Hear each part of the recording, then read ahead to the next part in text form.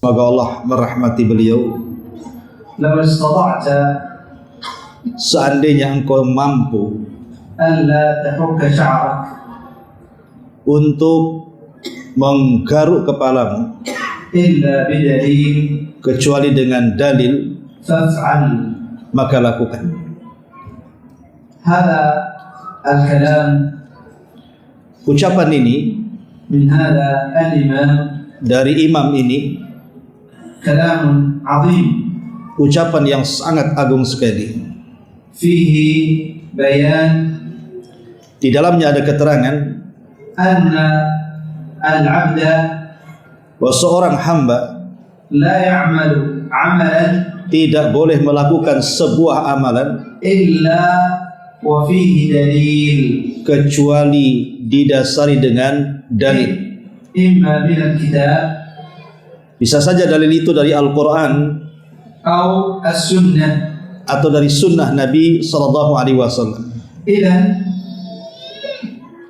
فيجب علينا جميعا Kalau begitu menjadi sebuah kewajiban bagi kita semuanya, إذا أردنا أن نتقرب إلى الله عز وجل kalau kita hendak mendekatkan diri kepada Allah Subhanahu wa taala بعبادة dengan sebuah ibadah, أن ننظر untuk melihat إلى هذه العبادة kepada ibadah ini, وإلى هذا العمل، kepada amal ini, هل عمله رسول الله؟ apakah ibadah ini dikerjakan Nabi? هل عمله النبي صلى الله عليه وسلم؟ Apakah diperbuat Nabi? هل أمر به النبي صلى الله عليه وسلم؟ Ataukah diperintah Nabi sallallahu alaihi wasallam? هل جاء في القرآن؟ Atau apakah datang daripada Al-Quran? فنعمل. Kalau memang begitu, maka silahkan kerjakan. أما أن هذا العمل Kalau seandainya amal ini لم يعمله النبي صلى الله عليه وسلم Nabi tidak mengerjakannya ولم يعمله الصحابة رضوان الله عليهم dan sahabat juga tidak melakukannya, ولم يأمر به النبي صلى الله عليه وسلم Nabi tidak ada perintahnya, ولم يأتي في القرآن، bahkan Quran juga tidak merintahkannya, فينبغي بل يجب علينا أن نتركه. sebaiknya kewajiban kita segera tinggalkan. يكفينا أن نقوم بما أوجب الله عز وجل علينا Cukuplah bagi kita apa yang telah diwajibkan Allah kepada kita في كتابه di dalam Al-Quran أو في سنة رسوله صلى الله عليه وسلم، ataupun dalam sunnah Nabi sallallahu alaihi wasallam, وأن نقوم بما استحب الله عز وجل لنا في كتابه، dan kita mengerjakan apa yang membuat Allah cinta kepada kita dalam Quran, أو استحبه لنا رسوله صلى الله عليه وسلم في سنته. atau yang membuat atau yang diperintahkan Nabi sallallahu alaihi wasallam dalam sunnahnya. فالدين كامل Maka seluruh agama ini كما قال الله عز وجل sebagaimana Allah Subhanahu wa taala في الآية التي مرت معنا pada ayat yang sudah kita baca, ممتنا على هذه الأمة sebagai bentuk nikmat bagi umat ini, اليوم أكملت لكم دينكم. hari ini kusempurnakan kepada kalian agama kalian. الدين كامل Agama sudah sempurna, فلا يحتاج إلى زيادة. tidak berhajat kepada tambahan. وأتممت عليكم نعمتي. Dan aku sempurnakan nikmatku untuk kalian. والنعمة تامة.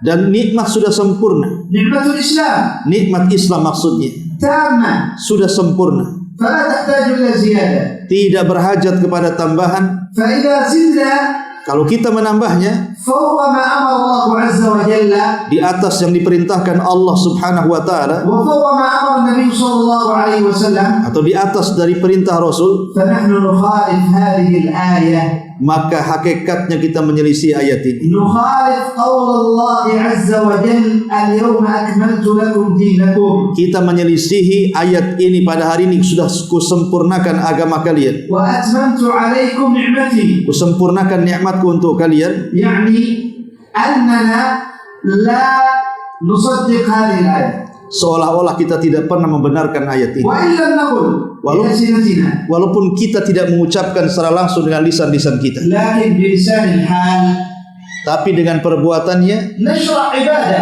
seolah-olah dia sudah melakukan syariat dalam ibadah غير ما شرعه الله عز وجل لنا. yang tidak disyariatkan Allah kepada kita. فنتهم بأن الدين ناقص. Dan ini tuduhan seolah-olah agama ini kurang. وهذا والعياذ بالله أمر خطير. Dan ini perkara yang bahaya sekali. وأيضا مما يجب أن نعلمه. Dan juga hal yang harus kita ketahui, أن تشريع عبادة bahwa pensyariatan sebuah ibadah لم يأتي بها النبي صلى الله عليه وسلم yang tidak datang dari Nabi SAW, أن هذا شرك بالله عز وجل. boleh jadi ini jatuh kepada kesyirikan kepada Allah Azza wa Jalla. قد يقول قائل كيف ذلك؟ Kalau ada yang mengatakan kok bisa jatuh kepada kesyirikan, هذا شرك في التشريع. ini namanya kesyirikan dalam pensyariatan. من الذي يحلل ويحرم؟ Siapa yang berhak menghalalkan dan mengharamkan? من الذي يشرع العبادات؟ Siapa yang mensyariatkan sebuah ibadah itu? هو الله عز وجل. Hanya Allah yang berhak untuk itu. هو الله عز وجل Dialah yang berhak, Allah Subhanahu wa taala, أو النبي صلى الله عليه وسلم بأمر الله ataupun hak Nabi berdasarkan perintah Allah, وبوحي من الله. ataupun berdasarkan wahyu dari Allah. والدليل ذلك قول الله عز وجل Dalilnya adalah firman Allah Azza wa Jalla, وما ينطق عن الهوى Nabi tidak pernah mengucapkan dengan hawa nafsunya, إن هو إلا وحي يوحى. kecuali dia berucap dengan wahyu yang diwahyukan kepadanya. فكما أن القرآن وحي من عند الله عز وجل Sebagaimana Al-Quran wahyu dari Allah, فكذلك السنة begitu juga sunnah adalah wahyu, وحي من عند الله عز وجل. sebagai wahyu dari Allah Subhanahu wa taala. لكن القرآن Akan tapi Al-Quran أمرنا diperintahkan kepada kita, بالتعبد بتلاوته. diperintahkan untuk mengibadahi dengan bacaannya. والسنة لم نؤمر بذلك. Tapi sunnah tidak diperintahkan untuk itu. إذن فالنبي صلى الله عليه وسلم Kalau begitu maka Nabi SAW لا يشرع شيئا tidak pernah membuat sebuah syariat sedikit pun إلا بأمر الله عز وجل. kecuali kan ada perintah Allah Subhanahu wa taala. إذن فمن أتى بعبادة Maka siapapun yang mendatangkan sebuah ibadah غير ما شرعه لنا نبينا محمد صلى الله عليه وسلم di luar apa yang tidak disyariatkan Nabi SAW, وعلى غير هدي النبي صلى الله عليه وسلم atau jauh dari petunjuk Nabi SAW, فقد جعل نفسه مشرعا seolah-olah telah menjadikan diri dia sebagai pembuat syariat, مع الله عز وجل. bersyirikat dengan Allah Subhanahu wa taala. ودليل ذلك Dalilnya adalah أن عدي بن حاتم رضي الله عنه ada seorang sahabat namanya Adi bin Hatim radhiyallahu anhu. سمع النبي صلى الله عليه وسلم Dia mendengar Nabi bersabda, يقرأ قول الله عز وجل beliau membaca firman Allah Azza wa Jalla, اتخذوا أحبارهم ورهبانهم أربابا من دون الله. mereka telah mengambil padri dan pendeta mereka sebagai tuhan-tuhan selain Allah. فقال عدي بن حاتم Adi bin Hatim berkata, يا رسول الله wahai Rasul, إنا لم نعبدهم من دون الله. kami tidak pernah menyembah kepada selain Allah. علماء اليهود Maksudnya adalah pendeta-pendeta dari kalangan ulama Yahudi والرهبان هم عباد النصارى. atau pendeta-pendeta Nasrani. فعدي بن حاتم كان من أهل الكتاب. Dan Adi sendiri dulunya adalah ahli kitab. فقال الآية فيها أربابا من دون الله. Di dalam ayat itu kan jelas ada sesembahan-sembahan selain daripada Allah. أي آلهة من غير الله. Maksudnya Tuhan selain daripada Allah. فقال إنا لم نعبدهم. Kami tidak pernah menyembah pendeta-pendeta itu, kata Adi. يعني لم ندعوهم من دون الله. Kami tidak berdoa kepada mereka kepada selain Allah. ولم نصرف لهم أي نوع من أنواع العبادات. Kami tidak pernah memalingkan apapun ibadah kepada mereka para pendeta. قال النبي صلى الله عليه وسلم Maka Nabi menjelaskan kepada Adi, أليس يحرمون ما أحل الله ويحرمونه. bukankah mereka para pendeta mengharamkan sesuatu yang tidak diharamkan, kalian pun ikut mengharamkan pendeta kalian? أليس يحلون ما حرم الله Bukankah pendeta kalian juga menghalalkan apa yang Allah haramkan, فتحلونه. kalian ikut menghalalkannya? قال بلى. Kata Adi, ya, أي نعم نفعل هذا. ya kami melakukannya. قال فتلك عبادتهم. Kata Rasul, itulah bentuk peribadatan kalian. إذن فمن شرع في دين الله عز وجل Kalau begitu, siapapun yang membuat syariat dalam agama Allah, فقد جعل نفسه ندا وشريكا مع الله. maka hakikatnya dia sudah membuat dirinya tandingan dengan Allah Subhanahu wa taala. ومن اتبع ذلك Dan siapapun yang mengikuti perkara itu, فقد أشرك مع الله.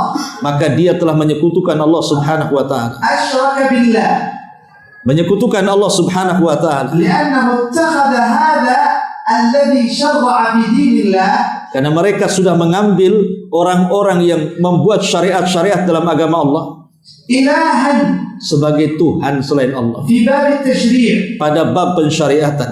ولذلك Oleh karena itu, جعل الله عز وجل Allah sudah menjadikan القول عليه بغير علم perkataan yang tanpa berdasar أعظم من الشرك.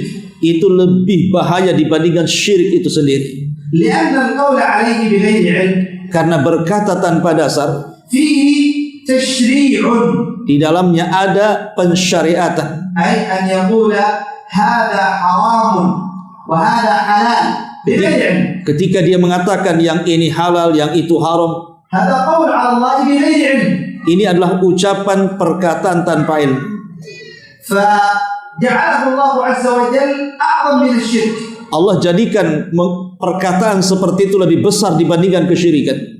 يقول الله عز وجل في كتابه الكريم Allah berfirman dalam Al-Quran, قل إنما حرم ربي katakan siapa yang mengharam, sesungguhnya apa yang Allah haramkan, الفواحش perbuatan-perbuatan keji, ما ظهر منها وما بطن apa yang tampak atau yang tersembunyi, والإثم dan juga dosa, والبغي بغير الحق ataupun melampaui sesuatu tanpa ada perkara yang benar, وأن تشركوا بالله ما لم ينزل به سلطانا. atau kalian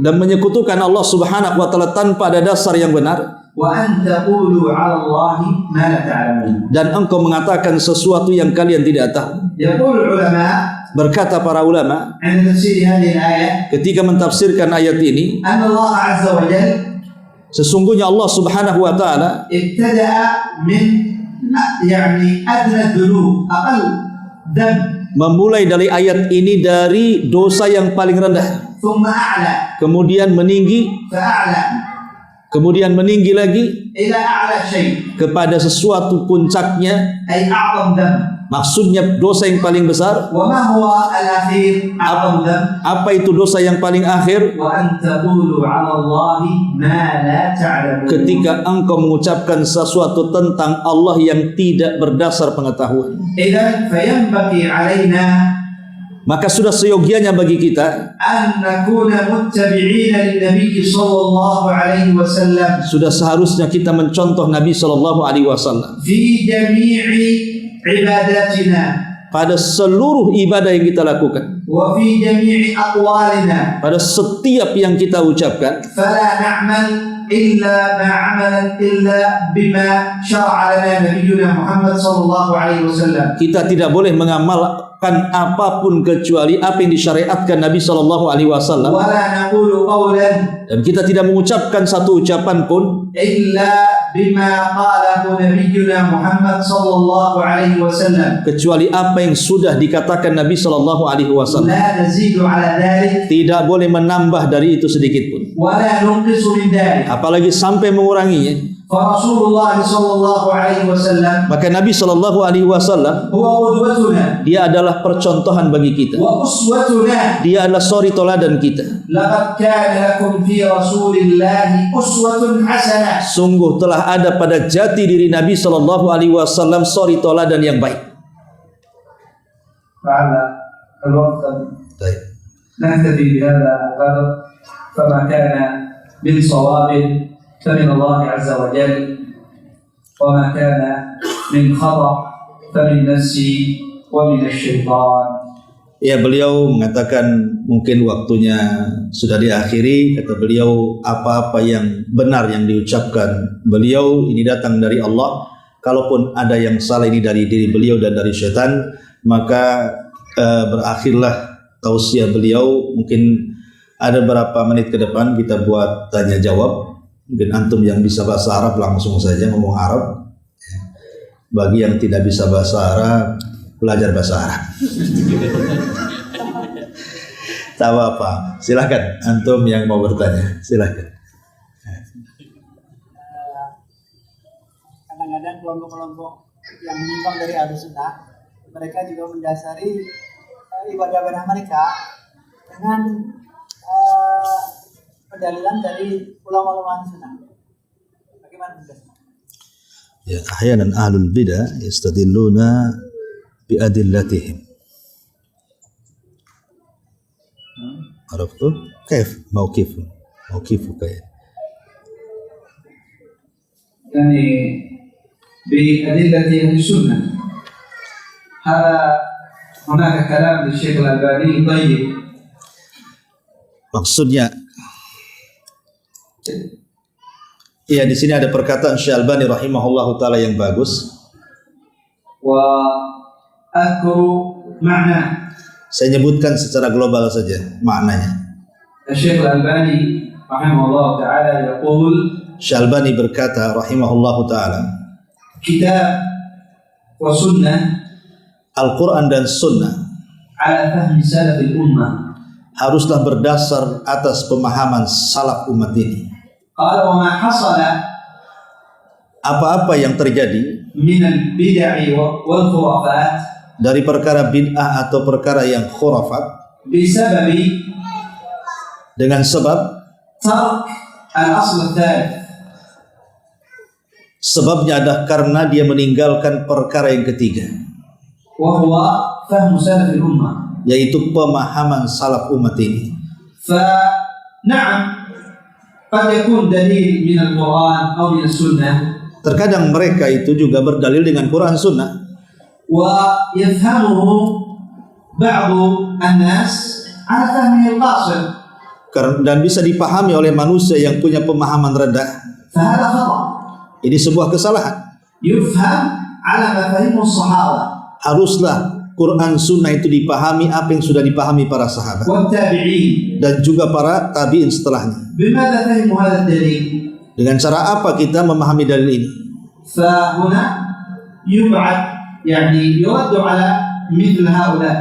Maka ini bisa bantahan kepada mereka. لا يمكن أن يأتي عن الصحابة أو عن التابعين القرون أو من تبعهم في القرون المفضلة أنهم يأتوا ببدعة.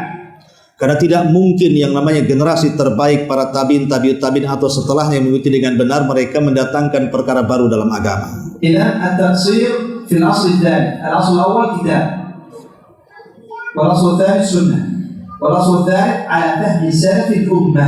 Makanya tafsir tentang Quran dan Sunnah itu harus kepada pemahaman salaful ummah. Baik, alas saya kok. Iya, ada yang tanya.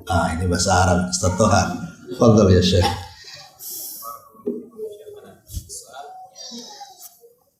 شاع بعض طلاب العلم في الآونة الأخيرة أن يطلبوا فقه المذهب عند بعض الأشعريين، من كانت عقيدته على الأشعرية، فما الحكم في ذلك؟ بارك الله فيكم. يقول ابن سيرين Berkata Imam Ibn Sirin رحمه الله تعالى rahimahullahu taala, إن هذا العلم دين agama ini sesungguhnya ilmu itu bagian dari agama. فانظروا عمن تأخذون دينكم. Lihat dari mana dia dapat agamanya. ولعل هذا الجواب يكفي. Mungkin jawabannya segitu saja. Mafhum. Ustaz, mungkin jamaah tidak paham pertanyaannya, mungkin jawabannya aja yang paham. Iya. يعني العلم أخذ العلم هو أخذ للدين. Iya, mengambil ilmu itu bagian dari agama. وإذا أخذ الدين من مبتدع Kalau seorang mengambil agama bukan dari ahli sunnah, فماذا يقول؟ kira-kira apa yang dikatakan? قد تأثر علماء di mana para ulama akan membawa pengaruh, كبار ذكروا سيرهم di mana ulama kibar telah disebutkan bagaimana sejarah mereka, بسبب أنهم جالسوا أهل البدع. disebabkan karena mereka duduk dengan orang-orang yang bukan dari sunnah. وهنا أيضا أمر، Dan di sini juga ada perintah. هناك من علماء أهل السنة Di sana ada ulama ahli sunnah ومن مشايخ أهل السنة dan dari masyayikh ahli sunnah يدرسون الفقه، mengajarkan fikih, فقه المذاهب، fikih madhab-madhab. مع أن ينبغي أن يعني يؤخذ بنصائح العلماء في هذا الباب. Maka seharusnya kita harus mengambil dengan nasihat para ulama. ارجع إلى العلماء واستمع إلى نصائحهم في هذا الباب. Maka kembalilah kepada para ulama. Taib, yang lain ada? Semoga tidak ada, biar cepat balik. Saya ini lagi kurang enak badan. Jadi mudah-mudahan ada manfaat kedatangan Syekh Abdullah kemari, dan kita juga sebuah nikmat kedatangan ulama dan kita bisa mendekatkan kepada para ulama. Mudah-mudahan kajian di malam hari bermanfaat untuk kita semuanya. Kita tutup dengan doa kafaratul majlis. Subhanakallah bihamdika asyhadu an la ilaha illa anta astaghfiruka wa atubu ilaik. Assalamualaikum warahmatullahi wabarakatuh.